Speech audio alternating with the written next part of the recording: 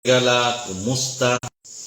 Yan napunta ni ato ang tulamonon na kagabi panglantaw sa kagabion. Lingaw kay ko karong adlaw mga igsoon, daghan kay ko kalantugi diri sa Facebook. Kalingaw kog trabaho dito sa eskwelahan, kalingaw kog tanaw sa kong cellphone, kalingaw kog lantugi. Laliman ka mga igsoon. Lingaw kayo ang mga Duterte supporters. Mga reverse psychology na ba ang ilang ikatawan si General Torre nganing tunga dito sa ring no nga makigboxing ni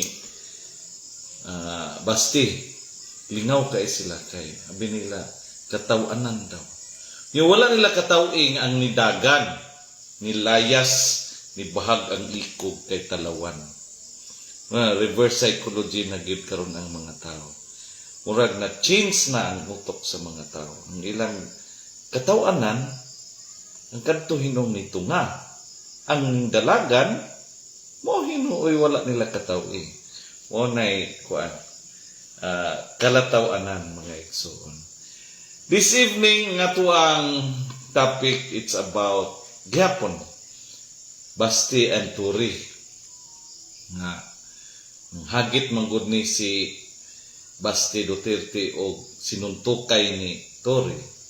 Unya ning sugot pod si Torre, yang gipaagi na lang pod og charity nga dito sila magboxing sila dayon ang kita to yang ihatag sa mga biktima sa baha.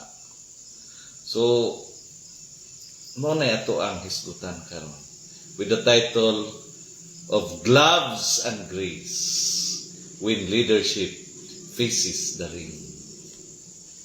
In time where public service is often overshadowed by pride and spectacle, what defines a true leader? Is it bravo behind a microphone or quiet courage in the ring of real life?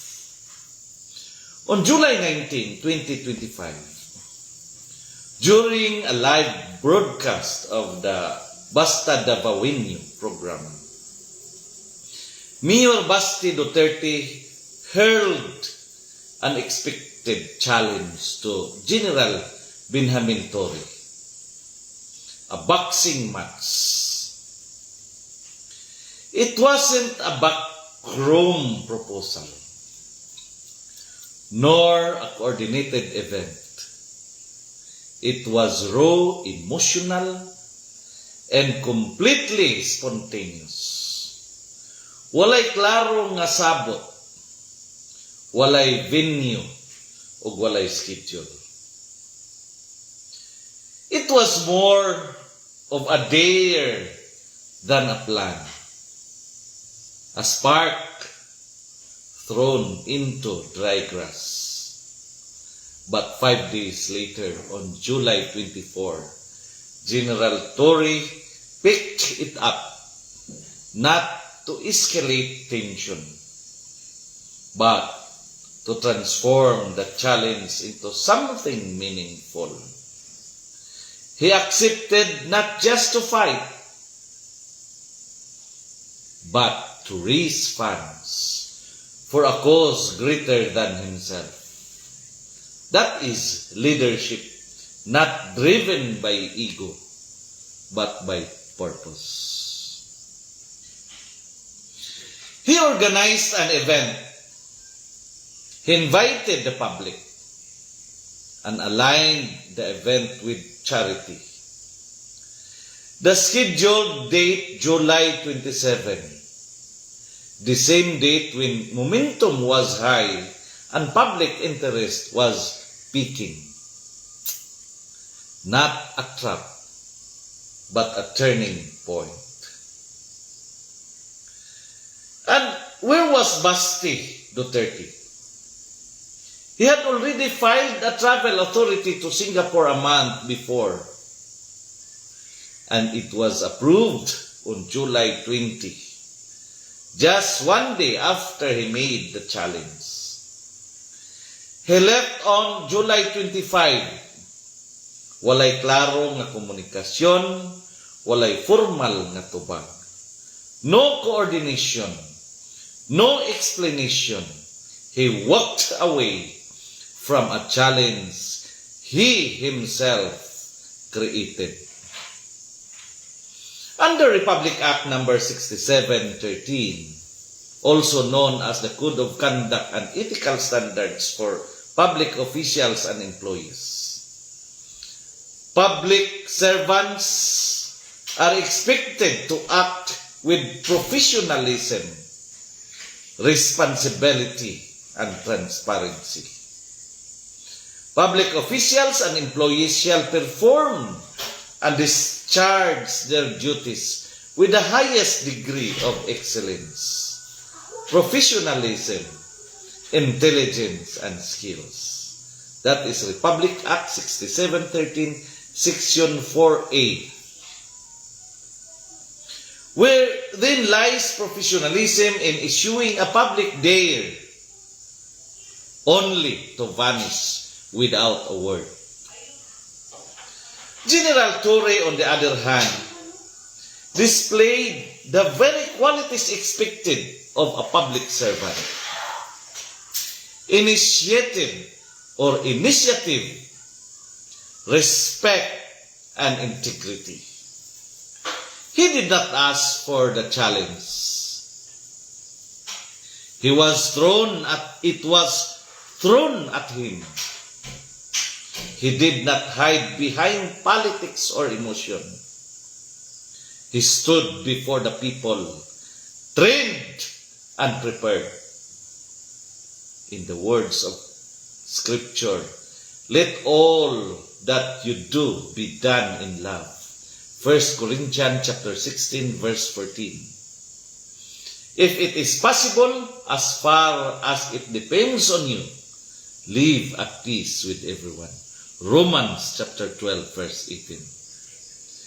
General Torre turned a personal attack into a public offering. The result, nearly 20 million raised for charity. A victory not of fists, but of faith and compassion. Some say he staged the event knowing Basti wouldn't come.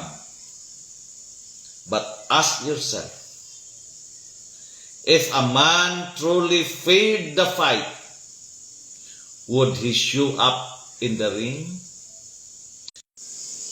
Magpakita ba siya sa mga tao kung talawan siya? And what of those who say, charity is the key? Yes, it was. Torre turned an insult into impact. Instead of trading blows, he opened hands to help. That's not weakness. It's wisdom. Mayor Basti had every chance to communicate.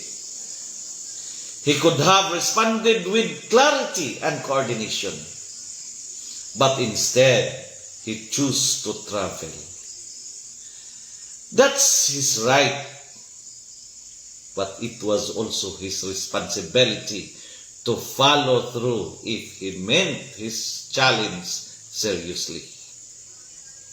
In the end, the difference was one man reacted with pride, then disappeared. Another man responded with purpose and stood in the light.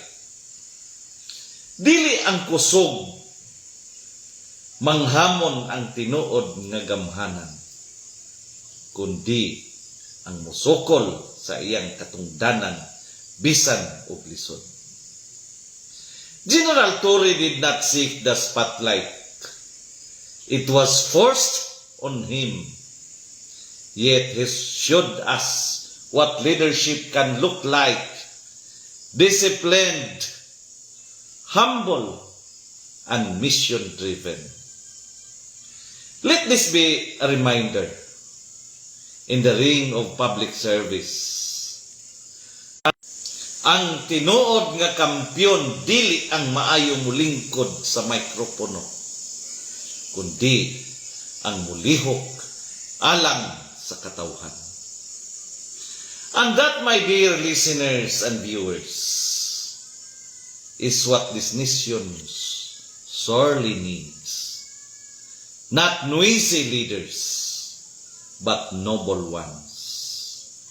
This is panglantaw sa kagabhion, where we see through the shadows and seek the light of truth. Diin ang kahayag sa kamatuuran mudanag, bisan pa sa kangit-ngit. Kini inyong higala ug igsoon Jeremias Labaw Tubigon, magpahinumdom kaninyo sa kanunay. Sa atong pagpangandoy ug matarong nga kapilingban, ang kamatuuran gayud ang atong suka. Ug sa kangit-ngit sa kasaysayan, ang tinud-anay nga pamunuan, ang labing hayag nga paglaom. Buksi na inyong mga hunahuna, mga igsoon.